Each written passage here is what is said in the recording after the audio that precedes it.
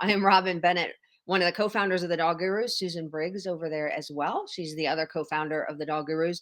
And this is a topic that is near and dear to our hearts because it's one of the main reasons that we first got into the industry with some of our resources that were on staff training and canine body language, because we know that with proper staff training, you can prevent these kinds of situations from happening. That's one of the reasons that we like to talk about it.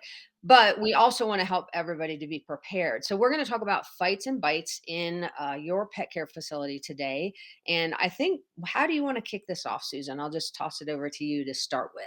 Okay. I tell you, I'm always amazed because this is probably one of your most requested presentation that you do, and you've done it for years. And it's one of those things that you think you don't need to teach anymore, but you do because it's like getting back to basics. And sometimes when we don't focus on basics, things can get out of control and operations kind of creep. And that's when we have injuries. Fights and bites could be to other dogs or even to your staff, and neither is good. And so I thought maybe we would talk about, gosh, it's probably been close to 5 years now, Robin. You remember when we did a survey of the industry because we just wanted to know how I common do. are fights That and was bites? actually 2016 we did that.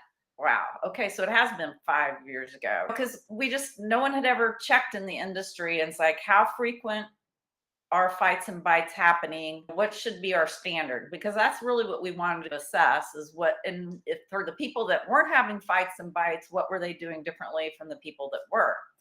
And I think I was really glad we did that survey because we had like almost 200, I think, respondents at the time. And what we found was there were actually a lot of facilities that had two or fewer fights or bites a year that required medical care to either staff or dogs. And that's how we came up with that standard. And I think it's important to say it's a proven goal that can work and one everybody should aspire to. That's how I think we should start this off. And if you're having more than that, we're glad you're here because we'll help you get that number down.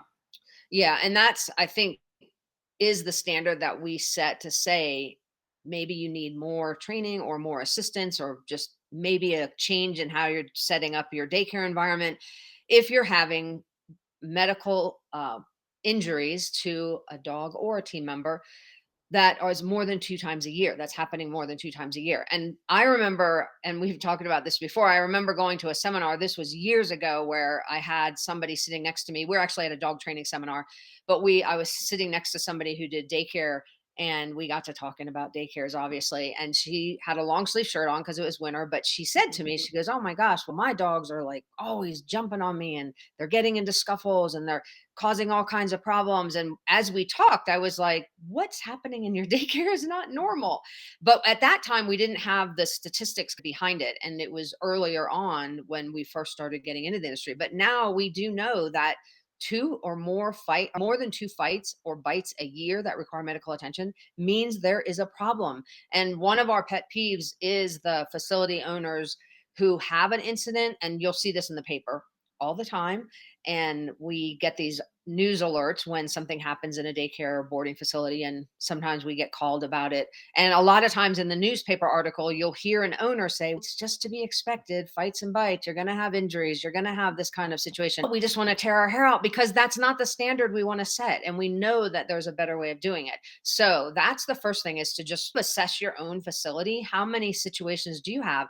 And just know that the good thing is you can improve on whatever you're doing. So that is definitely the starting point.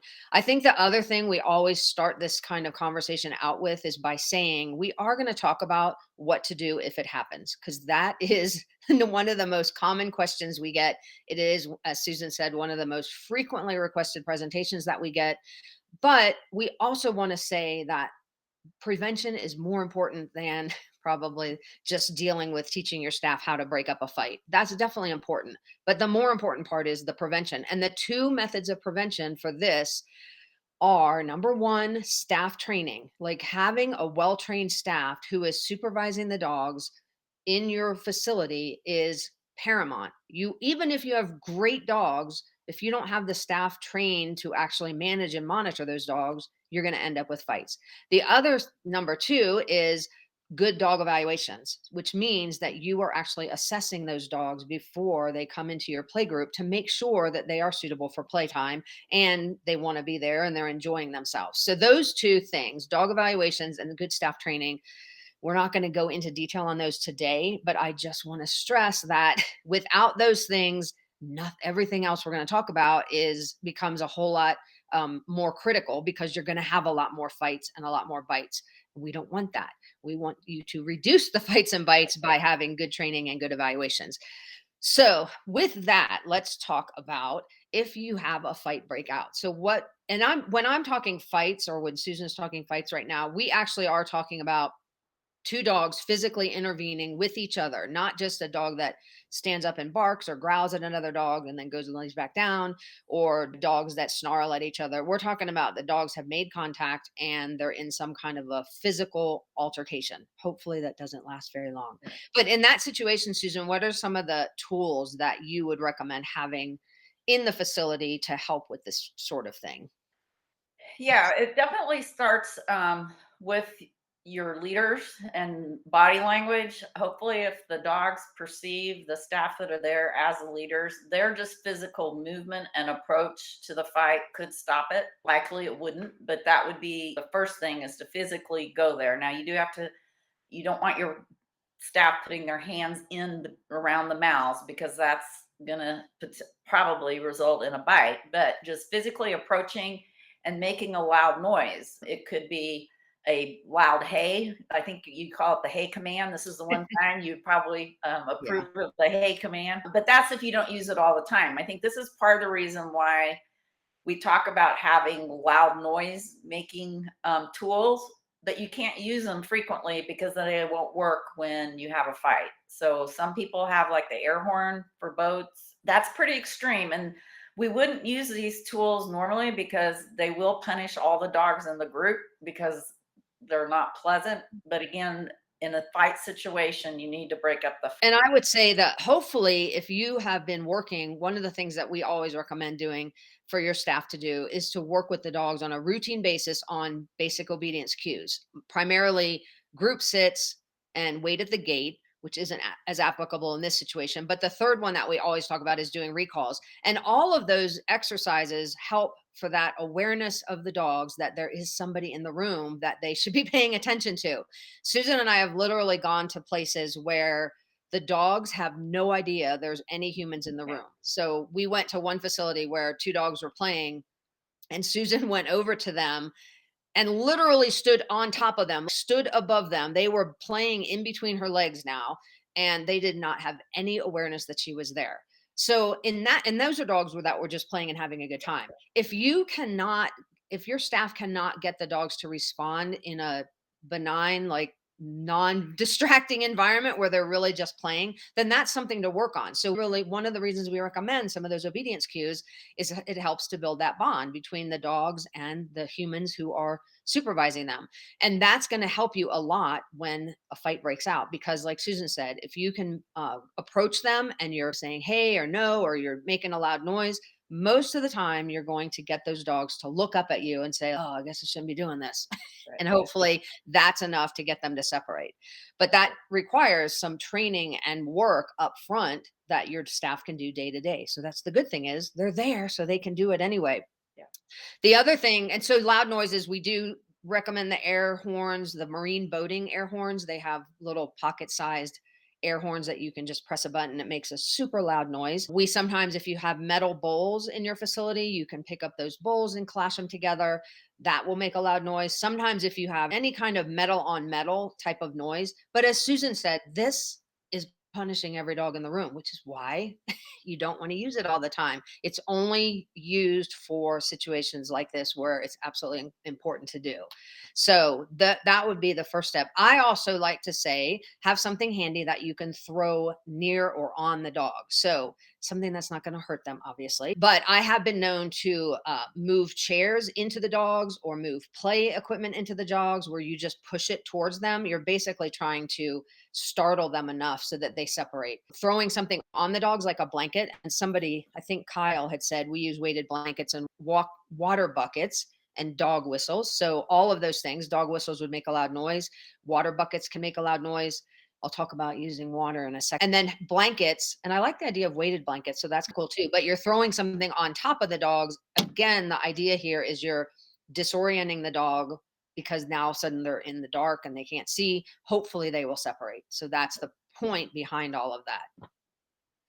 Yeah, so I think all those tools, the goal again is to get them to separate, hopefully with just your presence and a loud noise. The other things, if you try it and they still are really going at it, then you are going to have to possibly physically separate them, which will probably require more than one person. There's no 100% safe way to do it, but the things that we recommend would be to try to grab the hind legs and lift and shift the dog over. And so hopefully your partner's doing it to the other dog and you're going in opposite directions. And then you need to be able to get a slip lead on that dog and get them separated so that they can't go back together. The worst fight we ever had when I had my pet business, I mean, we had two big burly guys that got the dogs apart and then they went back at it. And so it was a real lesson learned that you've got to, once you get them apart, physically get them far enough away to where they can't go back at it again.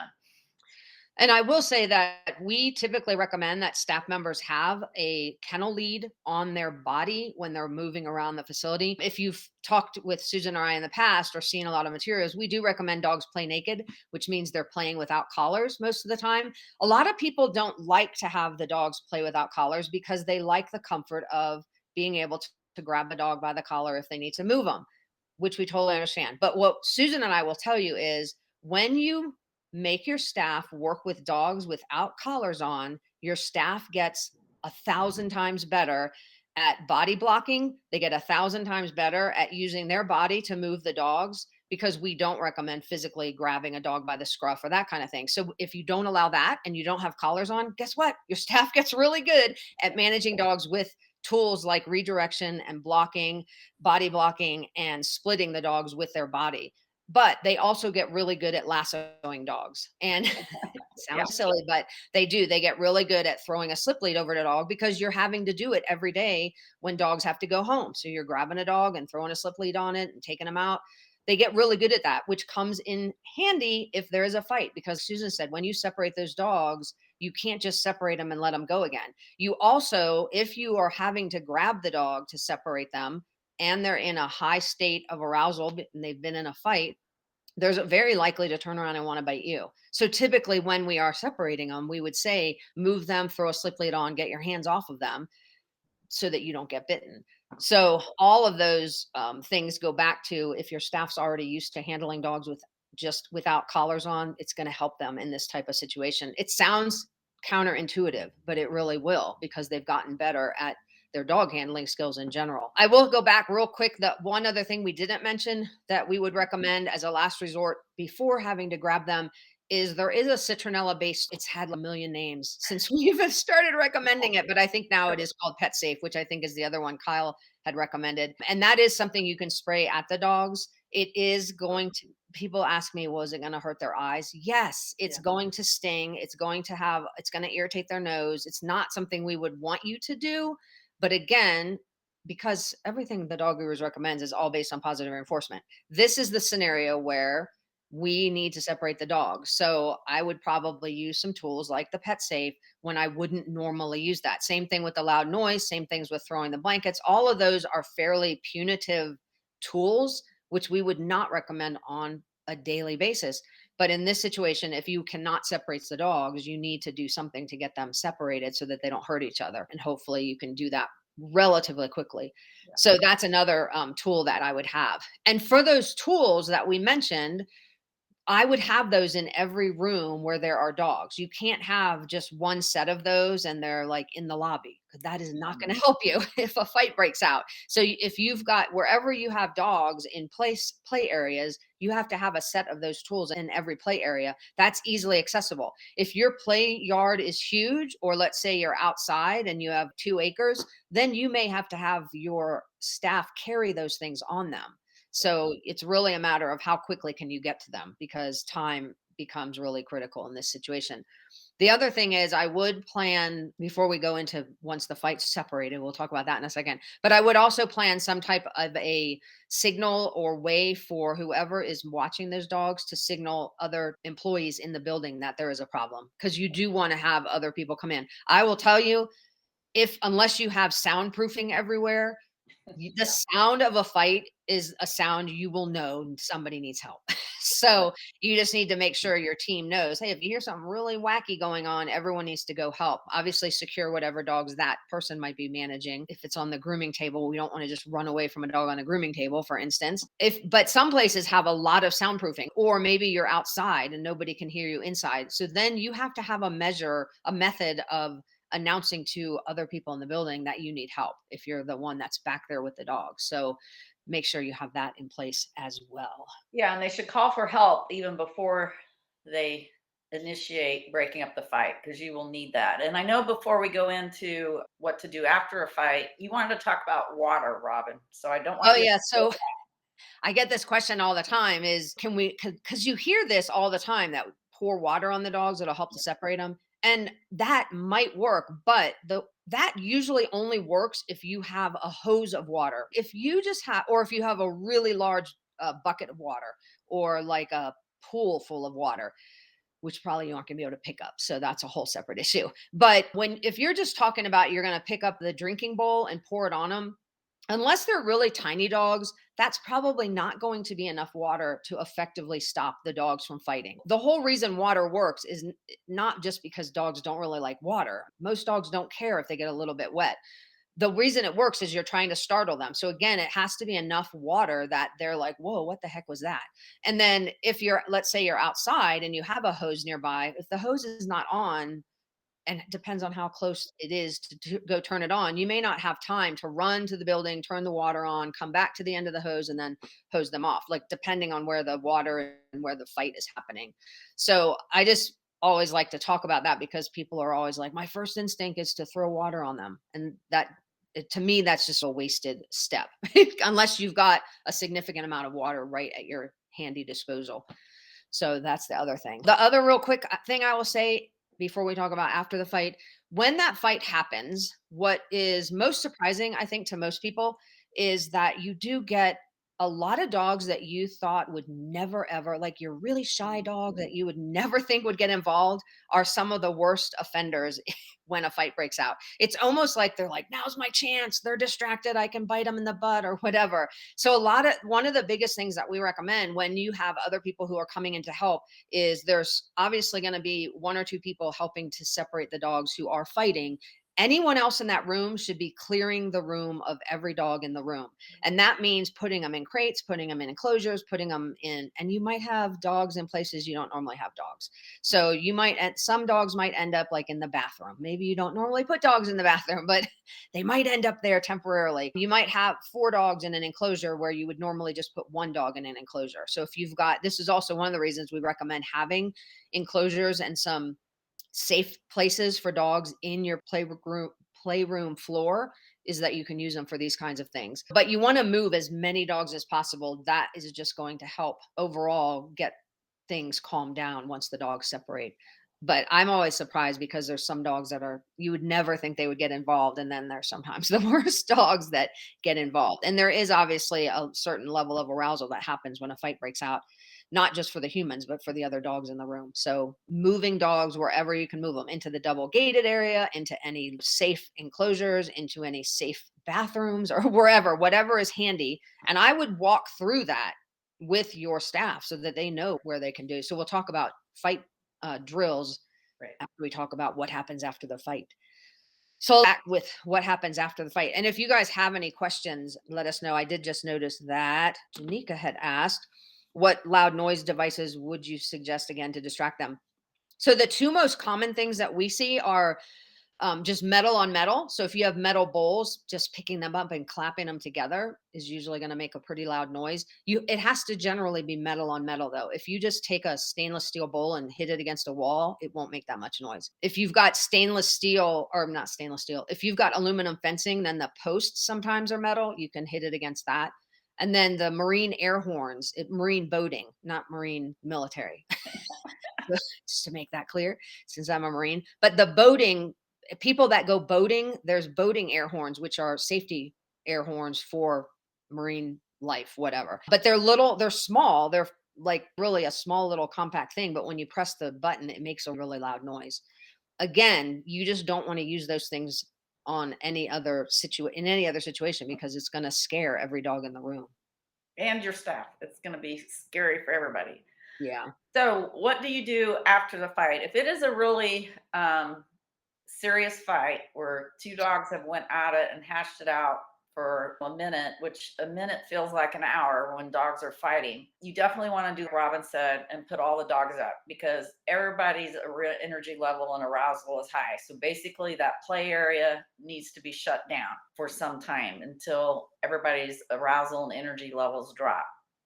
Now, you need to do a physical inspection of both dogs that were involved, and you're looking for wounds. And one tip we have, if one of them happened to be a long haired dog, if you have a grooming area, it's good to go in there and use a dryer so that you can get down to the skin to actually see if you find anything.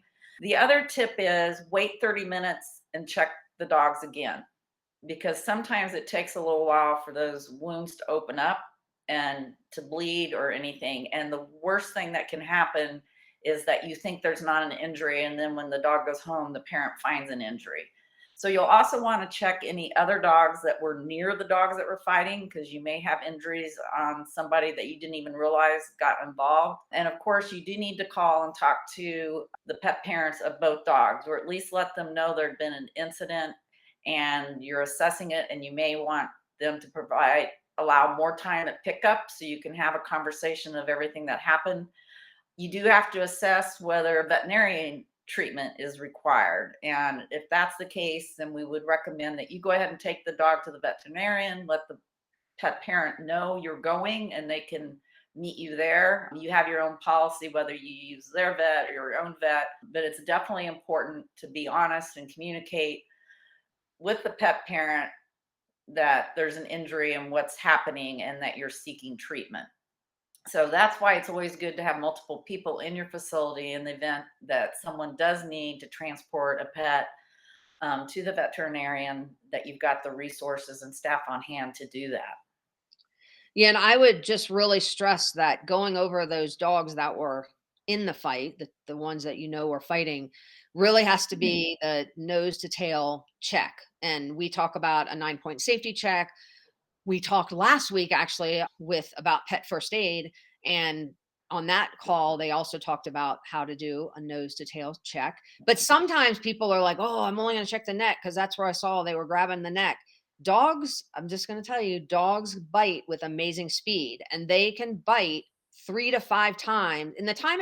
People always are like, oh, I pulled my hand back, good thing he didn't bite me.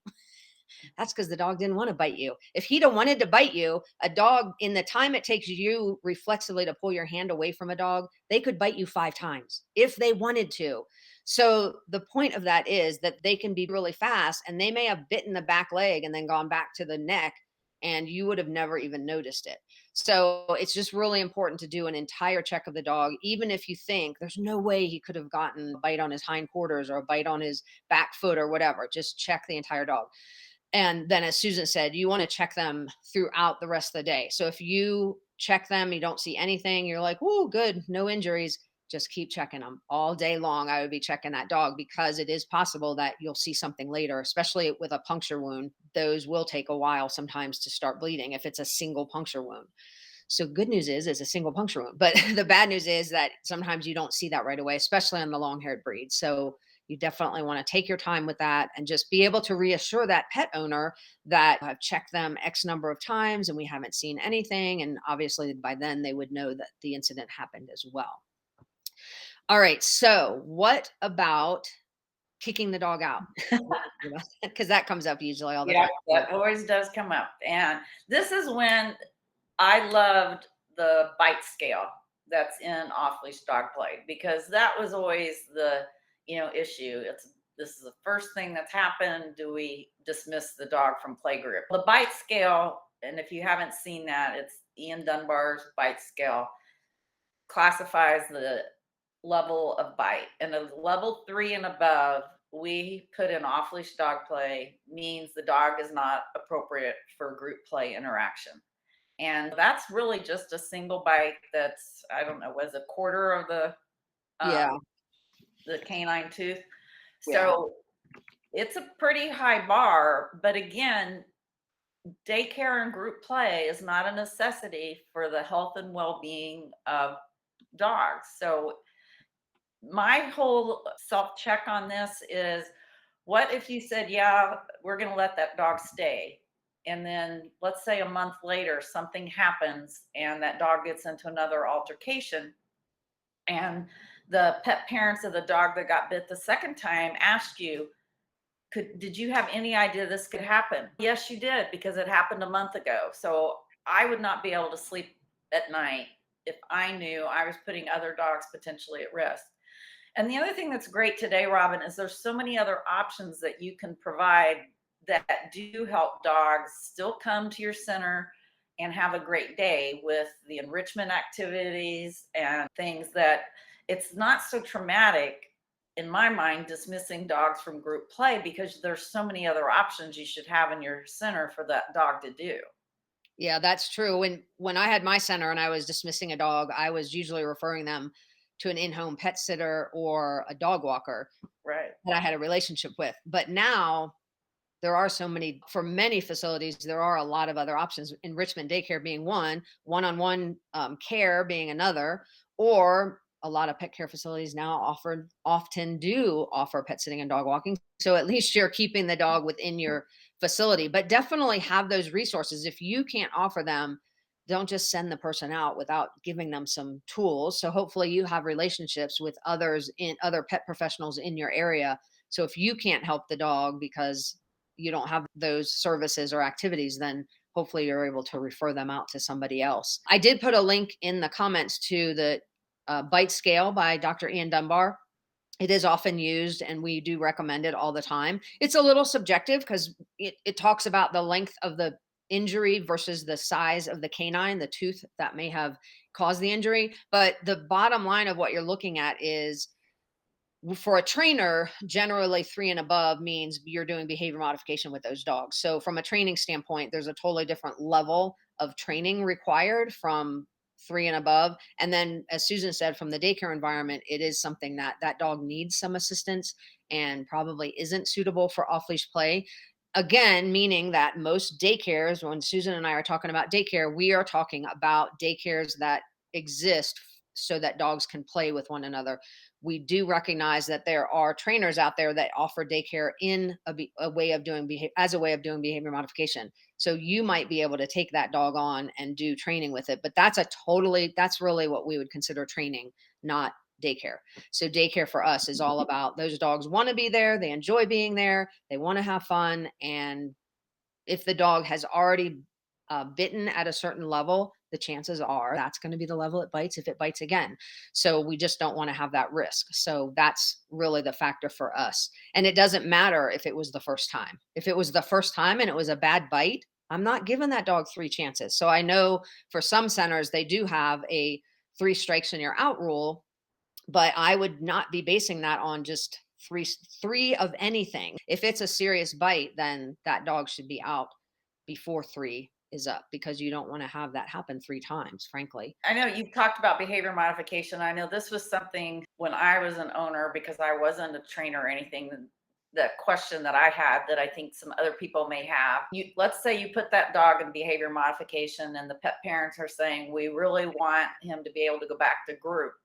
Is that feasible expectation that you can do behavior modification with the dog and they would be okay to be in group after that's done? I would say no. I would say I don't want to risk that dog coming back into my play groups where I'm responsible for every dog in that room. I wouldn't risk that. When and as a so I am a trainer and I have done classes where we have done reactive dog classes. I had growl classes. I've had dogs where we did work on these situations. The goal for me as a trainer, when I'm working with a dog who is reactive or dog aggressive, my goal is to get that dog to be calm in the presence of another dog. My goal is never ever to be in a situation where I'm like, I want to get this reactive dog to play with other dogs. That's never my goal because I can't manage all those other dogs. Is it possible? Yes, it is possible. And normally when we're doing that, it's very controlled environments, it's very controlled selection of that dog, aggressive dog with whoever he's going to play with. Often there are muzzles involved for safety, if just to make sure that if something happens. But the bottom line is you're working with two animals or more that you can't control. So that is just not a dog I would take into my daycare. I think the liability is too great. And again, it goes back to exactly what you said. This is the simplest way for me to understand it in my mind, and is exactly what you had already said, Susan. If I go to my office and a dog gets bitten and I already knew that dog had a bite history and the owner asks me, "Did you have any idea this could have happened?" I can't live with myself if the answer to that is yes. So for me, that's like the bottom line is I'm going to say, "Oh, yeah, we did know. It actually happened a while ago. We did Yeah. some training and it happened again." Like I just wouldn't put myself in that situation. There's just so many dogs out there that we can help and not have to face that situation. That's not to say I wouldn't help that dog. As a Right. trainer, I would, but the goal would look entirely different. So, Yeah. I well, think and that's I guess I'm going to say one other thing because this is a pet peeve of mine as well. There's a lot of the bottom line, and Susan and I have always said this, daycare is for dogs that want to play with other dogs. They enjoy the company of other dogs. They want to be there. They're like, whoa, this is awesome. It's like Disneyland for dogs. If your dogs don't like it, they're just tolerating it, then they should not be in daycare. You should be finding an activity for that dog. The dog says, this is the greatest thing ever. yeah. Not an activity where the dog's like, this sucks, but I'm here, so I can't Just do don't it. get too close. Yeah. Like your dog, that should not be the point of daycare. So this is also why Susan and I do not recommend doing measures where you're forcing a dog to tolerate it. So there are some ways you can suppress arousal and aggression in dogs. You can put muzzles on, you can put harnesses on, you can put heavy backpacks on them. There's a lot of ways you can take a dog reactive dog and bring him into a group and suppress his behavior so he doesn't do anything. That is not the goal of daycare. That should not be your goal. Like I get frustrated when I see that because all we're doing is suppressing the dog's natural behavior. It's essentially, I don't like spiders. Do not put me in a room with 100 spiders. That is not going to help me. Yeah. And then tie my hands behind my back. Like, how is that helping me? Okay, don't even get me started. I'm going to be on a total pet peeve right now. But if your dogs are not enjoying it, then it's time to look for another activity. It's not time to look for what tool can I use so he doesn't bite or doesn't fight or doesn't cause a problem. Okay. Yeah, and I think we talked about the two main ways to prevent fights and bites is that staff training and evaluating dogs. And I just want to talk a little bit about you do your initial evaluation to determine whether a dog can come. You have dogs that will be with you for a long time and dogs change, behavior changes as they age. And so we also say there should be ongoing evaluations because just because a dog enjoyed daycare 3 years ago doesn't mean he's enjoying being there today. He may just be tolerating it today. So then we get, oh my gosh, this dog's been coming here for 5 years and suddenly he bit. There was probably behaviors and warning signs that he was no longer enjoying daycare and we didn't notice that. So evaluating is really important up front, but it should be part of your ongoing process of operating your play groups as well. Yeah, and I do usually expect dogs as they get older to age out of daycare. For some dogs, that happens within a couple years. For some dogs, it happens at 5 or 6 years. But usually, there is a change of play group needed anyway Right. as the dogs get older. So you want to monitor all that. And then the other thing I will say, and Susan and I have seen this all the time. So we are huge advocates of saying, if you or your team has gut feelings, like this is what typically Yeah. happens. We get a call from someone who says we had a really bad fight and we don't know what to do, blah blah blah. We get those calls, and then invariably every single time we have gotten those calls, when we've talked to the people involved, so the daycare staff and the trainer, and there's usually at least one, and in almost all cases multiple people who are like, I had a feeling about that dog, I just wasn't comfortable. Or they say these really vague things like, I kind of thought he was getting bad. I will just say, if that is your feeling, go with it. Go with your gut instinct. Because most of the time, long before people have words for what they're seeing or what they think might happen, they have those gut feelings. And especially if it's a person that's been around dogs a lot, you get those gut feelings, you just listen to them, because I can tell you, you won't regret it. Whereas if you ignore those gut feelings, the fight is inevitable. I will say, every time we've seen a fight, there have been people that have had those gut feelings beforehand, but the problem is our emotions get in the way. Like, we're thinking, oh, he just had an off day today. And then after a while, there's a whole lot of off days and it ends up in a fight. So just really trust your gut instincts on that, and start seeing if you can do some things to get that dog out of the environment, or get him into a different play group, or sometimes reducing the size of the play group, sometimes maybe just putting them into another activity altogether outside of the daycare. So definitely listen to those gut feelings though.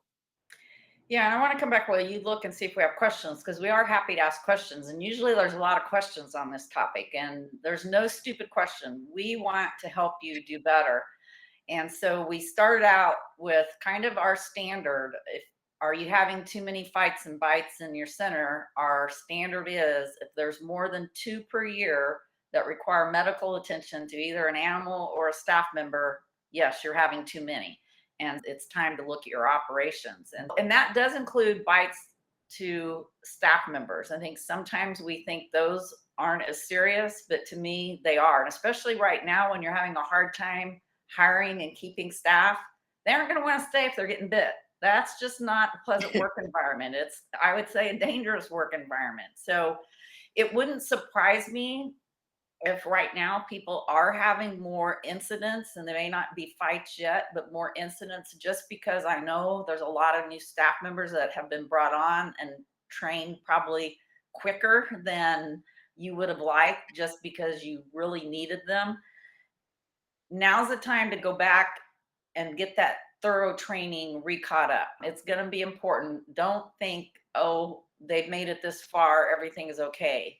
I would go back and really go back through your complete training process and make sure they understand everything that's important to be a good leader, to keep themselves safe and to keep the dog safe. Yeah, and we talk a lot about doing that training, and so many people are like, I don't have time to train. I just got to get people in here and get them on the floor. Yeah. You have time to train, even if all you have to do is shut down for a few hours every day and train the staff that's there. Tell your clients, there is not a single client, okay, I'll say no client that you want as a client is going to complain if you tell that person, hey, we're putting your dog in an enclosure with a puzzle toy for 2 hours today, and they're going to take a nap while we do some refresher training in safety. Nobody, no, if a pet parent complains about that, I will say you probably don't want them as your client, but you can take the time out. So don't feel like you just have to keep running and running. You don't necessarily have to close your doors, although that's obviously an option. I know for most people that's not the option they want, but take some time out during the day and say, okay, we're going to just do some training, a little quick lunch and learn, or a quick hour session while all the dogs are eating, or we're going to just make it known to the pet parents that next week or maybe every week we're going to close at a certain time and just do some refresher training. You're not going to regret that. And actually it's going to help you with marketing, because you're probably, I would recommend promoting yourself as the one who cares about safety and cares about these things, and you're actually doing all of this training and education so that you can keep the dog safe. um, And Robin, what to make it easy, if they're a member of our library, there's a lunch and learn on. I think there's at least one, if not two, on fights and bites. And so it's a done for you lunch and learn. Just go find it and use it. Yeah, so if you're in the library, just go to the LMS and look up your, I mean, not through the LMS, go to the library and look up the lunch and learns. I know there's at least two, Yeah. but there's also a whole bunch on canine body language too. So that can help as well. So Carrie had said dogs can be introverts just like people. Me and Susan know because Yes, we are yeah. introverts as well. We Susan Carrie says, I use the analogy of being stuck in an elevator with people for 8 to 9 hours, which would be horrendous. How would your body react? Think of that physiological sign of stress that occurs. If the dogs are reacting the same way, find an outlet that is more suitable for the dog. So that actually is a great analogy. We hear that analogy all the time of being in an elevator, but if you now think of being in an elevator for 8 to 9 hours, that's even worse for somebody who doesn't even really want to be in the elevator in the first place. And that is true for the dog. So if you have it, because if your dog is there for an extended period of time, and most dogs do come to daycare 8 to 9 hours, that's a long time to be someplace you don't want to be with no ability to leave. Think about that. That's why I don't like to put some punitive measures. I don't like to put backpacks on dogs. I don't like to weight them down. I don't like to put muzzles on them just so that, okay, and now I feel more comfortable because they're not going to jump another dog. That's just not fair to the dog. It really isn't. That's a totally different environment that that dog needs. So Carrie did say small group dog walking, individual swimming session, enrichment daycare with no group play. Those are all really good options. And the great thing is you can actually charge more for some of those options because they are getting individualized care. So we have noticed that those facilities who have converted over to doing what we call daycare 2.0, which is really enrichment based daycare, we have seen a lot of those facilities bring dogs back that did not do well in large group play. So that's an interesting to me, is that those dogs that you did have to kick out because they didn't do well with group play, they actually do really well sometimes with that smaller group play. And that's really a better opportunity for that dog and really for your business to offer those types of services as well. So Carrie said the goal is to have fun, not just tolerate the atmosphere. Absolutely. We 100% would agree with that. Yeah, and we had 2 dogs that they thank goodness didn't have a fight or cause an injury at all, but both of them were a little high arousal and energy for our play groups, and they would come in to do, we didn't call it enrichment daycare, but it was a day stay that we did activities, and one day, my daycare supervisor said, "What do you think about if we let these 2 dogs just play with each other?" And so we did what we call buddy play, and that worked out great for them. One on one, they could handle each other and that intensity level. And we talked to the pet parents, and they started bringing them on the same day so that their day could include some buddy play. And I think that's a great option that can be built into enrichment daycare for dogs that can't be in big groups. Maybe you don't even want them in a group of 5 or 6. You might find one other dog in your center that would be a good buddy playmate. Now, if they had bitten, I would want to do full disclosure and probably wouldn't even want to do buddy play, but that would be an option with full disclosure. All right. So, talked a lot about the prevention, ways to prevent bites and fights. We've talked about the tools we would use to separate the dogs. We talked about what to do after the fight. Hopefully, none of this ever happens to anybody, but it is good information to teach your team. And I'm going to just lastly, I'm going to throw this over to Susan because I know you've done these before. We do recommend safety protocols where we would recommend doing a fire drill in your facility. We would recommend practicing how to do first aid measures. We would also recommend doing fight drills. So, do you want to talk a little bit about that, Susan, and what that might look like for a Yeah. facility? It could be fun. It could be a part of a lunch and learn. And we did it. We actually, I had a business partner, it wasn't Robin, a different business partner in my pet resort, and she and I each had a stuffed dog, and we were down, and okay, we got into a little fifth in a fight, and then we had the other staff members try to break it up. And it was that practice banging, getting between us. And it's interesting if you role play and you really get into it, you do get your energy up. And then when they do that loud noise, you feel that startle and get back. So you could have like different groups, 3 or 4 people, and take turns being either the dogs fighting or breaking it up. It You need to practice the skill set so that when it happens, there's some muscle memory, and it builds the confidence of the staff to actually intervene. Yeah, and I would say the best time to practice is maybe obviously you don't necessarily want all the dogs in the room, but you do want to practice when you haven't done anything. Like maybe after you close one night, you just go, okay, boom, we're going to do a fight drill really quick. Because that's going to tell you in that room where you're doing the drill, are all the tools there? If you do it in a different room, are all the tools there? And also, so it's making sure of that, and it's making sure everybody knows where they are, because you and I both know things get misplaced a lot. Like, Yeah. oh, that's the spot where the Marine air horn is supposed to be, but it's not there. So you're doing it when it's unexpected or unplanned, so you can actually see how does your staff respond? Do they know where things are? But also, if doing it in every location where you have play groups is going to help your staff to realize where can they put dogs when they're needing to break up a fight. All those extra dogs, remember I said they all need to get out of the room, and you're not necessarily going to have time to take every single one down the hall to the enclosure. So what are you going to do with those dogs? So you can talk about that. What maybe that when we talked through that at my facility, that did encourage us to bring an extra run into one of the areas that we had, because we realized we really didn't have any other than the double gated area. We really didn't have an area to put dogs. So when we were outside, so we actually did bring an enclosure in to help us with that. But it just helps your staff to think through, like, where would I put dogs? And they might need to think a little outside the box because it's not where they might normally put them. So I think those fight drills are really important to practice and walk through with your team, and making sure that you're doing that periodically. But again, we'll close this out the way we started, which is if you're having two or more fights that require medical attention every year, or more than two a year, then really look at your policies and procedures. In particular, staff training. How are you training your team? And what are you doing in terms of assessing dogs before they come? What kind of an evaluation are you doing? Because those two things are your primary preventative measures to reducing fights in an off leash play group. All right. So Sandy said, oh, this is a cool idea. Sandy said, we've started doing dog safety Olympics. It's Oh, great to see the staff gain confidence in what to do in an emergency. I love that. That's an yeah. awesome idea. Because you Yeah. could rotate through different emergency scenarios. That's awesome. Yeah, that's a great idea, Sandy. I love that. All right. Any closing comments before we go, Susan? No, I think I always do. No, but let me tell you this. Don't get discouraged if you're not at that 2 per year. That's okay. Know where you are, because you should be documenting incidents and then take steps to get better. We're all about education, and when you know better, you can do better. And so just set a goal for 2020, the next quarter, to reduce. And you'll see when you start doing better evaluations and more thorough staff training that your incidents will go down. So you can get there.